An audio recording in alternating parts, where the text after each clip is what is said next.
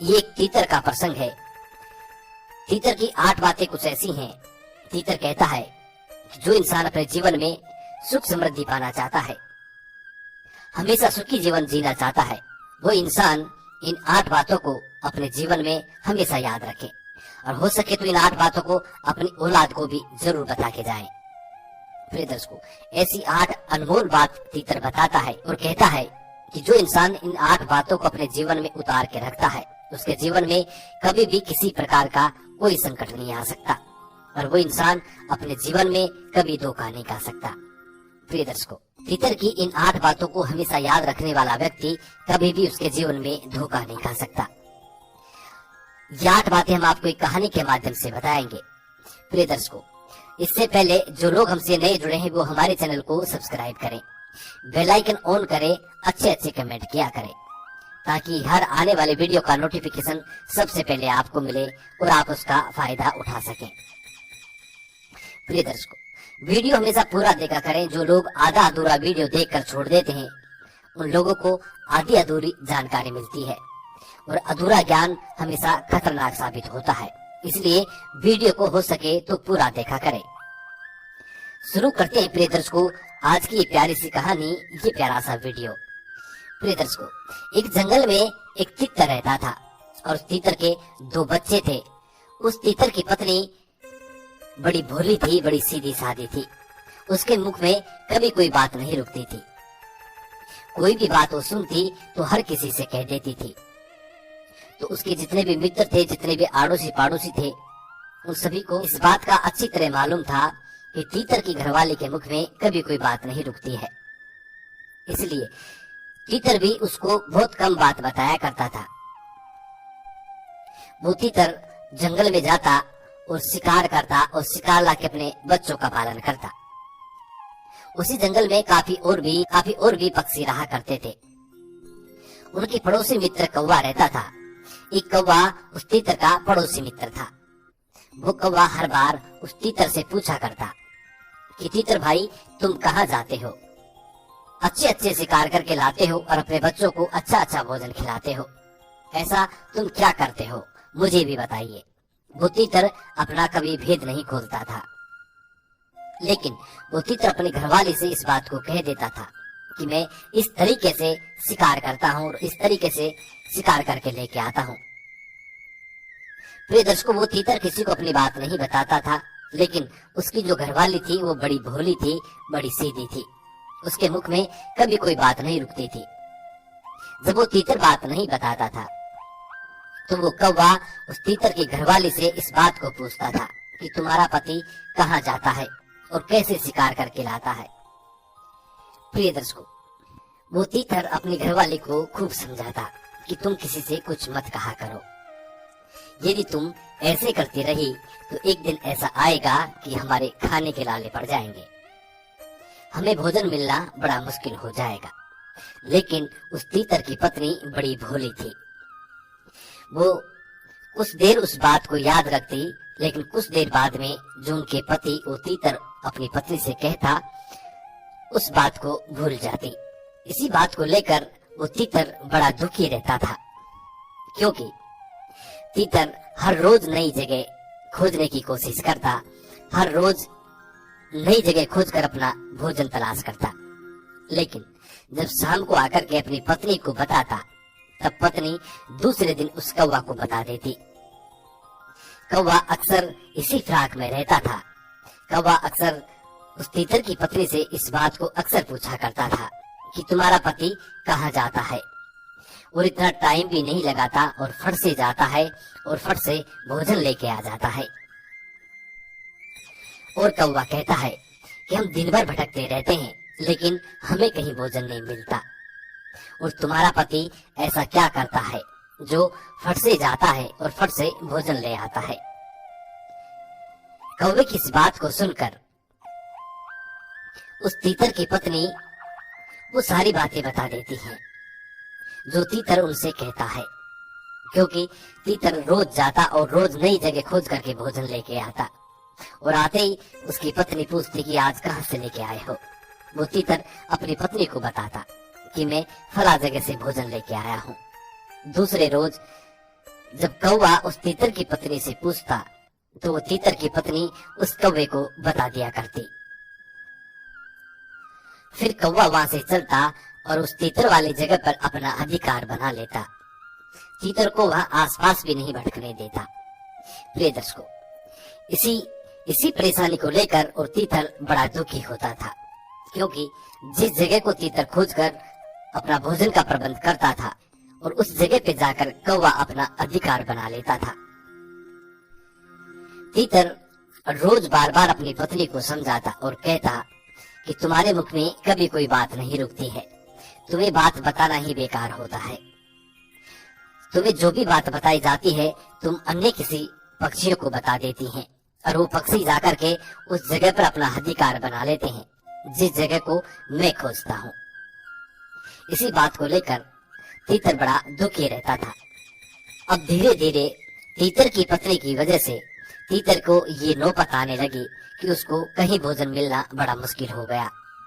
तीतर को अपने बच्चों को, अपनी पत्नी को भोजन खिलाना भी बड़ा मुश्किल होता जा रहा था, क्योंकि तीतर जो भी जगह नई जगह खोजता उस जगह पर कौवा जाके अपना अधिकार जमा लेता और कौवा उस तीतर को उस जगह पे भटकने भी नहीं देता। अब तीतर के सामने ये बड़ी चुनौती आ गई थी, ये बड़ी समस्या खड़ी हो गई थी कि तीतर अपने परिवार का और अपना पेट पालन कैसे करे। तीतर ने अपने और अपने परिवार के लिए जितना भी भोजन इकट्ठा कर रखा था धीरे धीरे वो सब खत्म होने लगा। अब तीतर को नौबत आने लगी भूखा मरने की। तीतर रोज दिन भर भटकता रहता, लेकिन तीतर को अब भोजन मिलना बड़ा मुश्किल हो रहा था, क्योंकि ये तीतर की पत्नी की वजह से उसके मुख में कभी कोई बात नहीं रुकती थी। अब तीतर को ये बड़ी समस्या का सामना करना पड़ रहा था। कभी कभी बार तो ऐसी नौबत आ गई कि उनको भूखा सोना पड़ा। किसी किसी दिन तो ऐसी नौबत आने लगी कि उनको भूखा भी सोना पड़ जाता और तीतर अपनी पत्नी को रात दिन खोजता रहता, कहता कि सब तुम्हारी वजह से हो रहा है, यदि तुम्हारे मुख में थोड़ी सी भी बात रुकती तो आज ये नौबत नहीं आती। तीतर की पत्नी तीतर से कहती है कि देखो जी, मेरे पे चिल्लाने की कोई जरूरत नहीं है, कि यदि आपकी क्षमता नहीं है हमारा पेट पालन करने की तो आप ऐसे कह दीजिए, फालतू में आप मुझ पर दोष मढ़ते हो। तीतर इसी बात को लेकर बड़ा परेशान था और तीतर दिन भर भटकता भटकता एक साधु के आश्रम पे पहुंचता है। साधु के आश्रम पे पहुंचकर वो साधु को प्रणाम करके और चुप होकर बैठ जाता है। जब साधु उस तीतर को देखता है कि तीतर बड़ा शांत बैठा है, साधु सोचने लगता है कि इस तीतर के जीवन में कोई तगड़ी समस्या है, कोई बड़ी समस्या है। वो साधु उस तीतर के पास जाता है और तीतर से कहता है कि तीतर, तुम्हारी ऐसी कौन सी समस्या है जो तुम इतने परेशान बैठे हो? लगता है कोई गंभीर समस्या है। वो तीतर साधु महाराज को प्रणाम करता है और साधु को वो सारी घटनाएं सुनाने लग जाता है। वो तीतर कहता है कि साधु महाराज, मेरी पत्नी की वजह से मुझे ये दिन देखने पड़ रहे हैं। मैं हर रोज नए भोजन की खोज करता और अपना परिवार का पालन पोषण करता था, लेकिन जब मैं भोजन लेके शाम को घर जाता तो मेरी पत्नी मेरे से पूछा करती कि आज भोजन कहाँ से लेके आए हो, और मैं अपनी पत्नी को वो सारी बातें बता देता था। मैं यही सोचता था कि मेरी पत्नी मेरी जीवन संगिनी है और पत्नी से किसी भी बात का भेदभाव नहीं रखना चाहिए। इसी विचार को लेकर मैं अपनी पत्नी से पूरी बातें कह देता था और मेरी पत्नी बड़ी भोले स्वभाव की है, बड़ी भुलक्कड़ है। दूसरे दिन मेरी पत्नी कौवे को बता देती थी। कौवा मेरी पत्नी से आके पूछता था कि तुम्हारा पति क्या करता है और कहाँ से भोजन लेके आता है। मेरी पत्नी वो सारी बातें उस कौवे को बता देती थी। दूसरे दिन वो कौवा जाकर उस स्थान पे अपना अधिकार जमा लेता है और हमसे कहता है कि यहाँ तुम्हारा कोई लेना देना नहीं है, हमें उस जगह पर भटकने भी नहीं देता है। इसी वजह से आज मेरी पत्नी की वजह से मुझे ये नौबत आ गई है कि मुझे एक टाइम का भोजन मिलना भी बड़ा मुश्किल हो रहा है और मेरे बच्चे भूखे बैठे हैं। इसी चिंता को लेकर मैं बड़ा दुखी रहता हूँ। प्रिय दर्शकों, वो साधु महाराज तीतर से कहते हैं कि ये तुम्हारी मूर्खता है।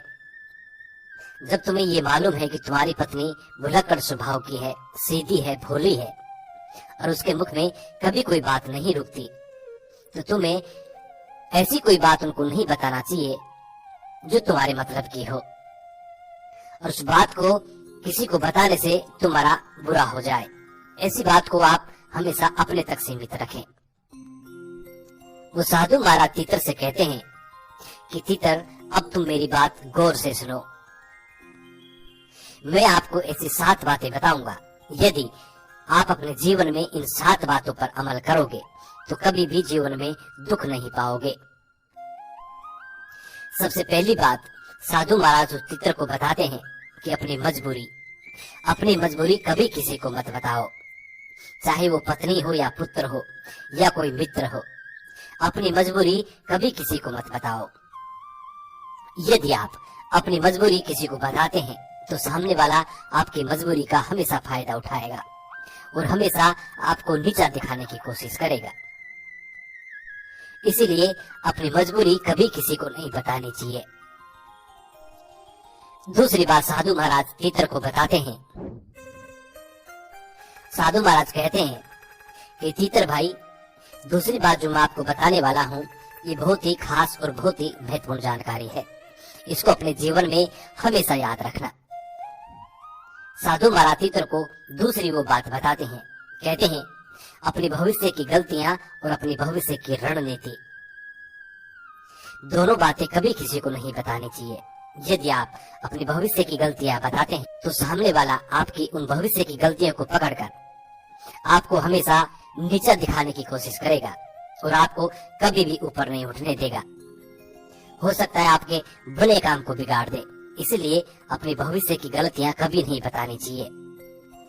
और यदि आप भविष्य की रणनीति को बताते हैं तो सामने वाला आपके बने काम को बिगाड़ देगा और आप जो उससे पहले सामने वाला रणनीति तैयार कर लेगा और आपको हमेशा युद्ध में परास्त होने का खतरा होता है।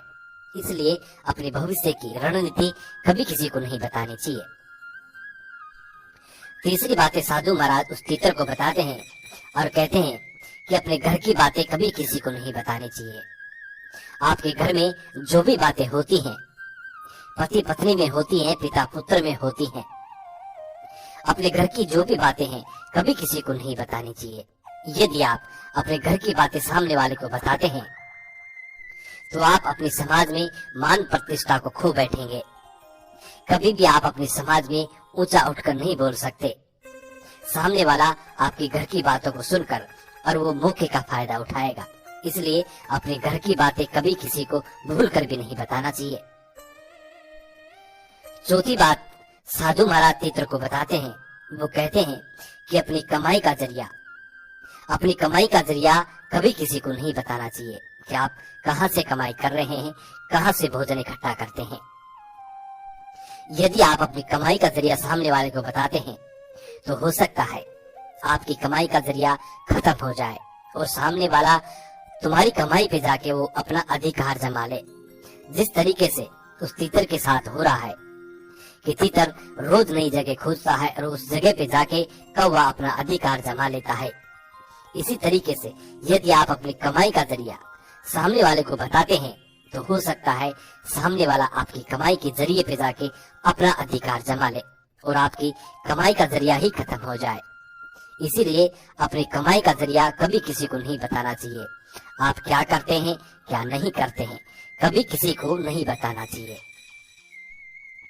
पांचवी बात साधु महाराज तीतर को समझाते हैं और कहते हैं कि अपनी कमजोरी और अपनी ताकत ये भी किसी को नहीं बतानी चाहिए।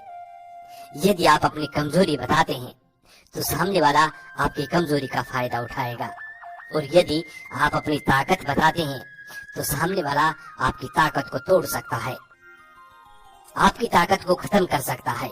इसीलिए अपनी कमजोरी और अपनी ताकत भी किसी को नहीं बतानी चाहिए। कितना भी घनिष्ठ मित्र हो, कैसा भी हो, लेकिन अपनी कमजोरी और अपनी ताकत कभी भी किसी को नहीं बतानी चाहिए।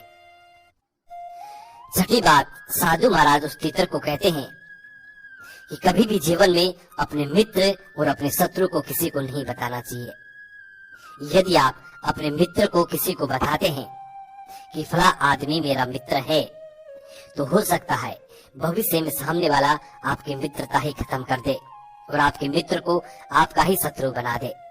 इसलिए अपने मित्र के बारे में कभी किसी को ना बताएं। और यदि आप अपने शत्रु के बारे में किसी को बताते हैं, तो हो सकता है सामने वाला आपके शत्रु से जा मिले और आपके शत्रु का बल और भी अधिक दुगना हो जाए। इससे आपको बहुत ही अधिक खतरा होता है। इसलिए कभी भी कैसा भी संकट आ जाए, कैसी भी मजबूरी आ जाए, लेकिन कभी भी अपने मित्र और अपने शत्रु के बारे में कभी किसी को नहीं बताना चाहिए। सातवीं बात साधु महाराज बताते हैं कि तीतर भाई गौर से सुनिए कि दिया हुआ दान कभी भी किसी को नहीं बताना चाहिए।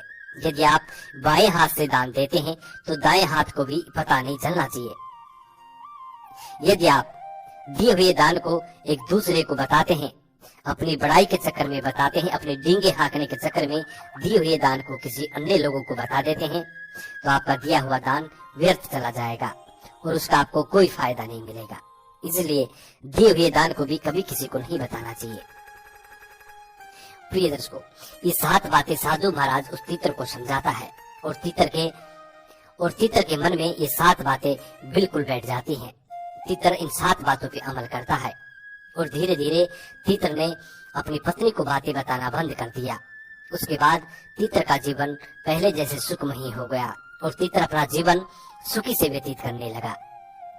प्रिय दर्शकों, हम उम्मीद करते हैं कि ये कहानी आपको जरूर पसंद आई होगी और इस कहानी से आप जरूर प्रेरणा लेंगे।